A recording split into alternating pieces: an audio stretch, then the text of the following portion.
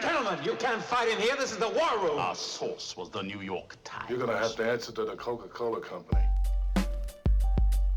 Welcome back to Cocktail Cinema, folks, your weekly movie review podcast. As always, I'm your first favorite bartender, third favorite author, and X-Men's Quicksilver, Josh Price. And I am joined by my co-host, Greg, and our producer, Shasti. Damn glad to be here. Despite our jovial tone, we're kind of covering something a little dark this week. Some say it is so. Yeah. Some say it is so. the 1964 Stanley Kubrick mega hit, you could say. It's mega. Dr. Strangelove, or How I Learned to Stop Worrying and Love the Bomb. This movie had a budget of $1.8 million and a box office return of $9.4 million, but that's only North America. I couldn't find the global numbers. Okay. But, I mean, in 64, to have a 900% return? That's huge. Yeah. That's big. Right. That's big. Actually surprising the amount given from the companies to pursue this film. Yeah. It's big. Yeah, before he was, you Yeah. know what I mean, on his... Yeah, this is kind of early for Kubrick. Was it Paramount or Columbia? It was a Paramount, Okay. right? Okay. Yeah. I thought distributor was Columbia, but I could be wrong. I mean, it's also possible it was both. But Yeah, right. True. there was a lot of Before the a lot of merger. collaboration back then. However, there was a fair amount of studio interference here. So one of them, I think it was the movie before this. It was Lolita. Peter Sellers was in that, and he plays he plays a character that has four like identities. Mm-hmm. So the studio was like, we're not gonna fund this unless you give Peter Sellers 4 roles. So there's the 3 he's got in the movie. Oh, wow, yeah. And he was So- also supposed to play King Kong. Oh my goodness. So But like Eddie Murphy be damned. Yeah, absolutely. Absolutely. Giving Norbit a run for his money. Yeah. Jeez. Nutty Professor. I'm going to feel like the Nutty Professor trying to break this down just for that reason. Right. That's great. No, this is a tough movie to kind of break down because, like, you and I were kind of talking off mic where there seem to be 2 major ways to look at it. Like, Right. I see this as it's got elements of comedy, but it's more kind of a abstract, nihilistic, dark film. Right. Where Yeah, You I saw it a take little this. differently. I take the satirical humor from this movie way up front. I mean, obviously satire is a form of comedy, but those are the elements that I took from it because, to be honest with you, there was so much dialogue I fell asleep a few times. I keep rewinding. It's a good film. It's just it's dense. yes, It's dense. and the dialogue is so daunting, and some parts are great. You know, like the not great but pissed me off at the same time. But the Dimitri when he's talking to the premiere. Nonstop. Oh my goodness! But it's Yeah, I I definitely took more of a dark comedy kind of stance on it, but I completely understand. Well, there is a fair amount of humor in the dialogue, but you know the way I look at it is like this is 1964, so this is we are in the middle of the Cold War, right after the first phase of the Red Scare, where I believe Kennedy died in 63, Yep. and we had just crisis after crisis in the late 50s and early 60s. So it's funny though because at this time, this was like actually 64 was like a time where basically the world was at peace. there's a little bit of a lull there, but I think bring it back. I think a lot of that had to do with the United States was dealing with some stuff at home too. But it's still somewhat of a global scare, even though it's True. slightly after. It's still so new in the sense where it was like, The nuclear race. kids were having nuke. Yeah. Instead of tornado the bomb drills, drills, or, yeah. or shooter Hide drills, under, it I was love like- it. Nuclear bomb. Hide under your desk. Yeah. Put your head between your legs. Right. That'll do it. Gotcha, boys. Well, I mean, unless we're gonna start building schools out of whatever they made that fridge from in that Indiana Jones, there wasn't a whole lot of luck there. But they're kind of tackling some major topics in a new way. Yeah. And the way I see Kubrick's direction in this is really the birth of the modern auteur, where before that, like those stoic and kind of quirky directors were like Hitchcock. And then with this movie, we have a turn where it's very. I think the heart and soul of this film is Dr. Strangelove, like his view of the world, where he wants the bomb to go off to see what'll happen, and the way everything is framed around that really informs the way like Christopher Nolan makes movies, and even James Cameron, like they're not necessarily nihilistic in that way, but But they this try was to kind step the out of the start box. of- Yeah. No, for like maybe not directly, but it influence for sure. Yeah, you know what I totally. mean? It kind of And I think that they poked fun at everybody. It's Strangelove, yes, but they were totally poking fun at the German nationalism kind of thing, and then also and playing off how of stuff's dictated here too. True, you know what true, I mean? and that's why also that It's an King obvious Kong, part. Major King Kong, Yeah. you know, Yeah. keeps his cowboy hat in a fucking safe. He pulls it out when it's time to go to war. He's like, all right, strap on, and he literally rides a fucking nuclear bomb. Yeah. So since you're normally the cast guy, was like the girl, the Betty in the film? Yeah. What did Tracy you say she Reed. was from King Kong? Like she was the No, girl? no, so no, she was. I don't think. No. I thought that's what you told me. No, I was saying that she was the mistress for I'm sorry, the other guy, one of the generals. Yeah. And You were saying King early Kong in in the context morning. of this movie. I I see. see. The guy's name is King Kong. Yeah. Major King Kong. But then she also shows up as King Kong is pulling out the Playboy. She's like on the cover there of like Women of National Affairs or something like that. So Yeah. it's kind of a drop. It's funny though. And it's weird that when you look at the poster for this movie, that mistress is kind of on the cover, but she's really only in the film for like 15 seconds. Yeah, and she's only kind of a middleman of just Yeah. He's in the shower basically talking. Yeah, to- when the phone rings. Yeah. Her role is pretty much to push like there's either like a super like high T or low T aspect of like everybody in that Right. around Yeah. that table. Yeah. You know, it's And like it's an all men. obvious She's the thing. only woman. But I mean, like I feel like her only role was to like make like sexually frustrated. Like he's chewing gum in that Yeah. next scene when he leaves. Like he's like just quit smoking cigarettes. It's like Yeah, this thing where his yeah. decision is driven off that. Where yeah, it's Well, that's an interesting kind of social commentary too, where we have all in any other film, we've got probably 7 or 8 dudes who are just they would be Bruce Willis, just macho, like they don't lose kind of guys, and here they are all defenseless. Yeah, they except have no course of except for action. General Buck, who's Who's my the favorite. problem? Who was my favorite guy in this whole movie, but just because he was so,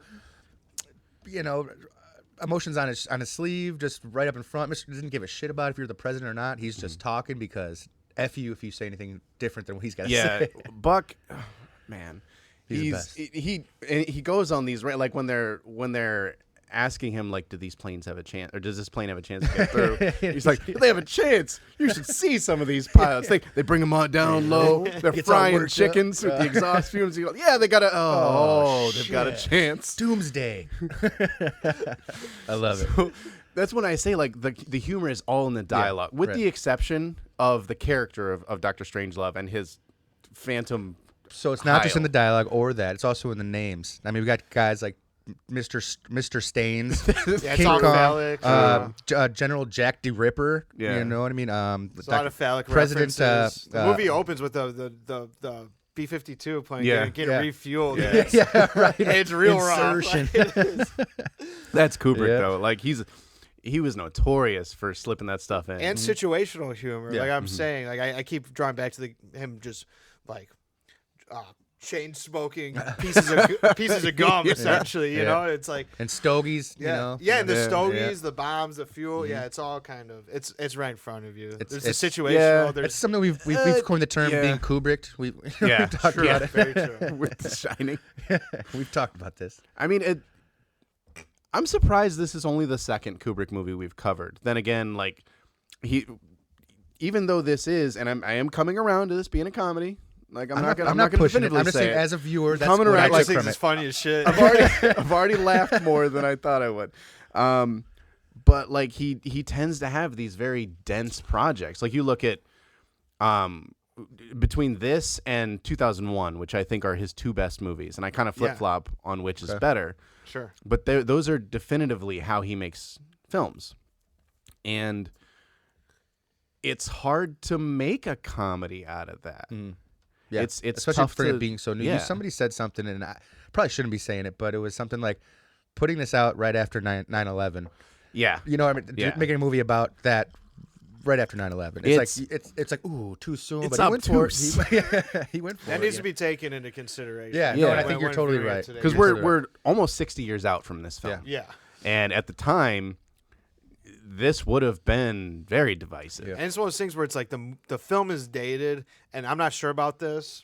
Honest, I'm not. I always look this up, but I'm not sure about the Rotten Tomato, like the audience versus critic score. But I could see this slowly deteriorating as far as the audience score over time, just based on it being dated in a sense of how it was produced, how it was made. But the theme that's there, the non-comedy and the scary part of the movie is a constant threat that's still relevant to today. Yeah, everything's symbolized around that is still relevant today. Absolutely, and that actually brings to mind movies like Burn After Reading or Men Who Stare at Goats, which are both they're elements of political and military shortcomings, we'll say. Yeah, there you go. Oh yeah.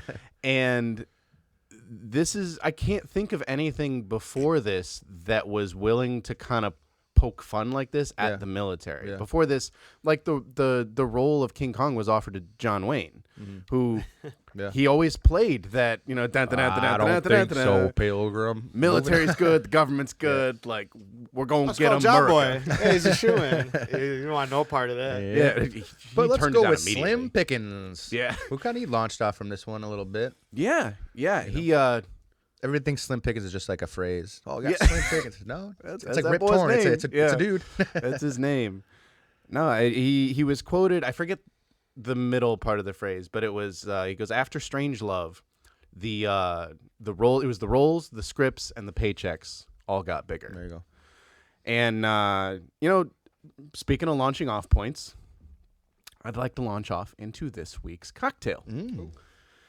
You gave me Nice that perfect seg. little segue there, homie. Nice work. I was about to sneak a sip there. So, we kind of workshopped this one together, and we're calling this the Blastberry Bombadier. So you've got an ounce of vodka, 3/4 of an ounce of Blackberry Schnapps, 3/4 of an ounce of Raspberry Schnapps. That's where the blast comes from. And then 2 ounces of soda to give it a little bit of bubble. Stir that bad boy up in a short glass over the rocks. And there you are. Cheers, buddy. Salud.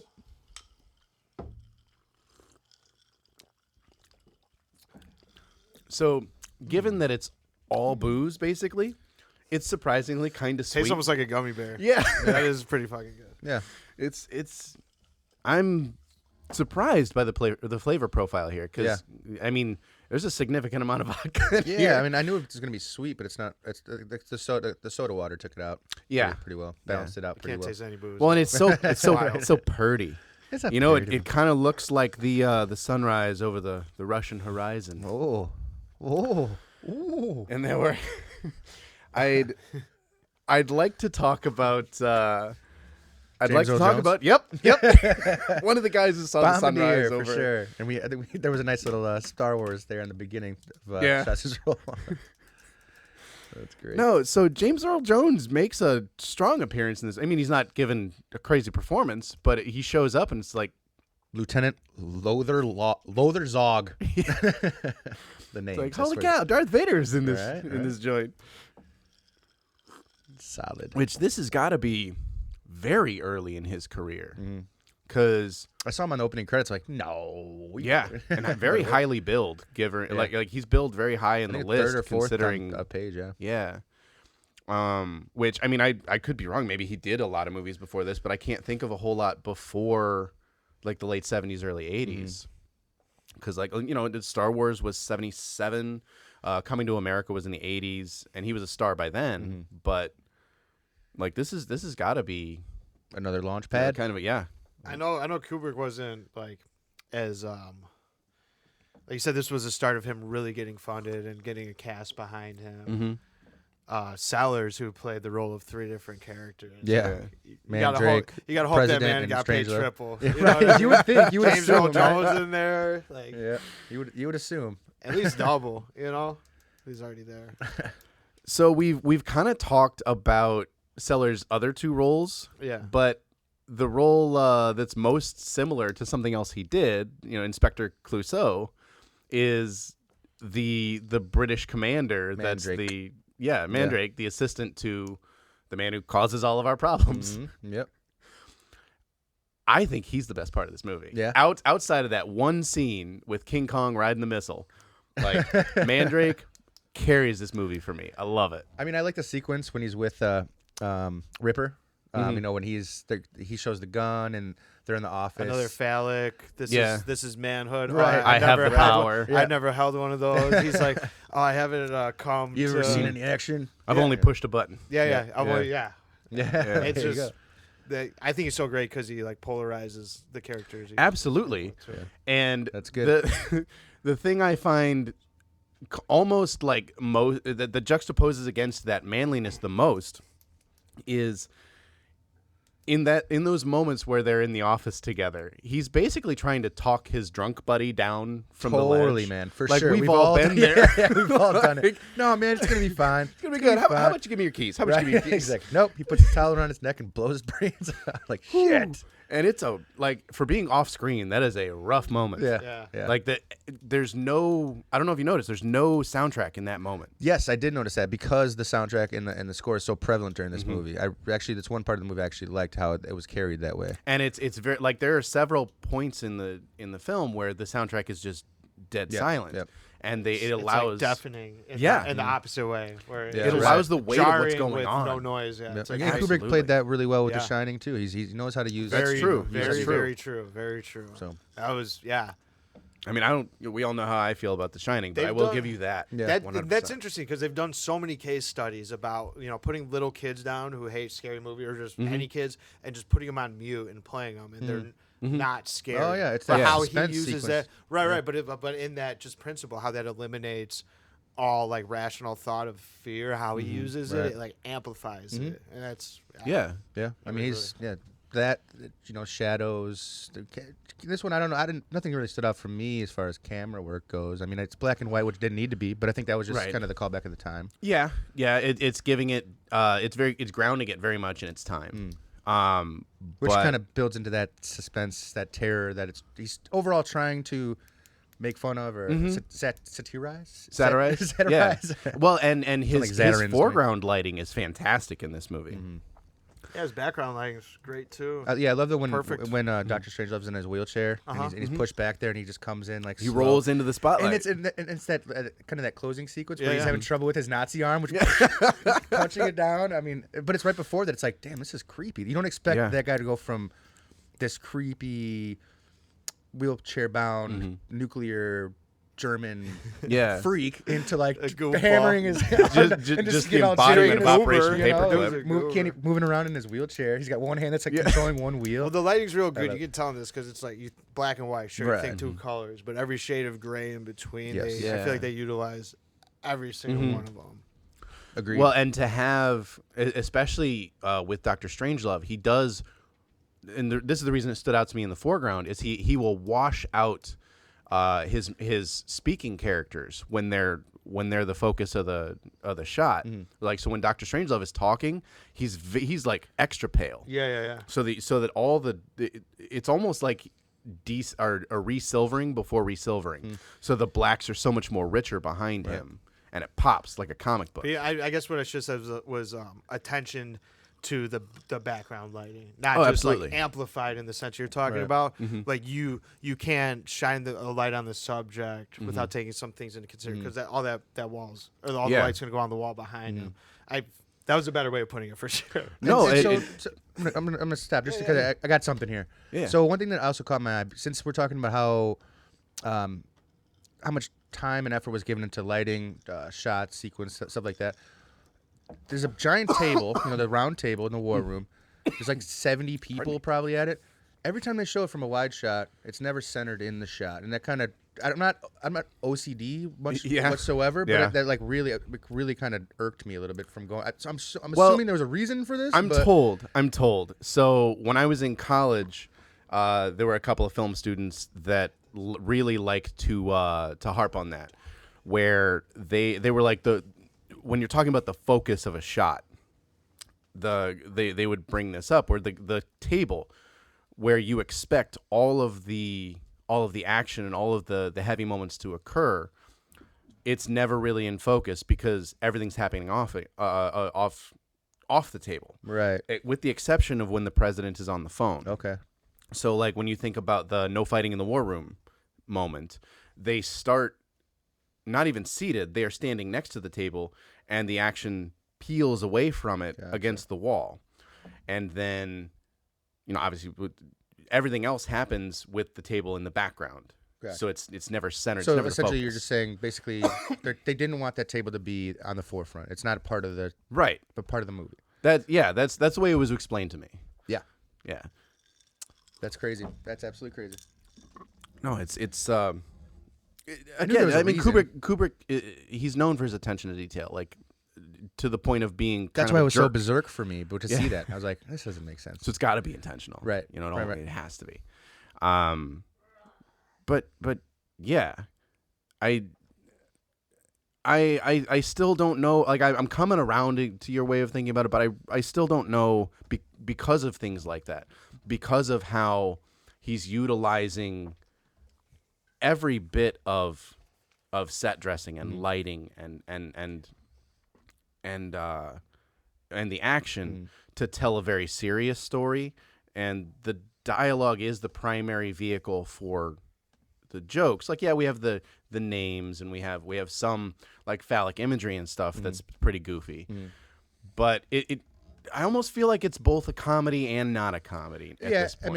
I mean that's what a satire is basically. You know what I mean? That's true. That's true. Based on some real shit. Right. Yeah. But going back to just one more thing on that round table. So they talked. That table's big. Saying there's got to be 70 people in those seats. Yeah. And they said 3 didn't show up. And it's basically 3 to 4 people that they're talking. Everybody else is just sitting there.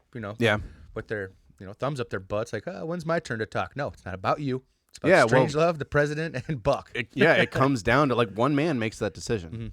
Yeah, and he's not even in that room. So that's another way they made that table so insignificant. Yeah, and it's that's kind of the through line for that room is this room makes no difference. Nothing that happens in the war room matters. Comes out of one man, and he's drunk and talking about fluoride the whole time. And I mean, what I was saying, like that's the whole movie. The world's coming to an end because of fluoride. The president's talking to Dimitri. Oh God! And it's like it sounds like he's talking like his wife that he's separated from or something. Like that was another part of like the. I'm sorry, we're sorry. I hate to keep saying it like this, but the low T and the high T, I think that's hilarious with all the dick jokes throughout the whole movie. That's how I'm just gonna keep referring to it. No, that's absolutely wonderful. Like I wish we had time to just sit down and listen to that whole interaction, but it's a solid like 3 minutes of him. Yes, let me rephrase that. No, okay. Can we talk now? And that's what we talked about dialogue being such at the forefront of the movie. That's what lost me in a lot of this because it takes so long for these jokes and these things to set up and hit. That's why I was falling asleep. I mean, it's good. It's fun. That one especially, the Dimitri one is good. But it feels longer than it is. Yes, it's only an hour and a half long. Like that's how people like intake like comedy. Then you know what I mean? Like you really got to take a step back sometimes when watching some of these films because you're not going to. But you're not going to get John C. Reilly and Will Ferrell up there. Of course. I'm not expecting that. Going back, you know what I mean? It's more situational in this movie too. Like dialogue and all the phallic. But they're trying to create the situation a little bit too far. I feel like. I'm not even disagreeing with you. I'm totally with you. I'm just trying to. I feel the same way. I'm just trying to like, looking at it. Right. Yeah. Well, and in the future, we did take this idea even further. Like think about Canadian bacon, where they manufactured a fake war with Canada and just. John Candy decided he was going to wage that war by himself. But you don't really have like this is a legacy film, and I think that's its real place in film history, where the themes that it develops and the film style were inspiration for hundreds of films to come. And they like this movie is taught not just in film school but in like film appreciation classes.